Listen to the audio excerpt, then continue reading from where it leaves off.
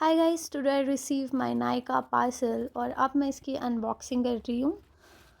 तो फाइनली मेरे प्रोडक्ट्स आ चुके हैं। अब मैं आपको एक एक करके इनको दिखाती हूँ। ये है बेला विटा का इल्यूमिनेटर बॉडी और फेस के लिए।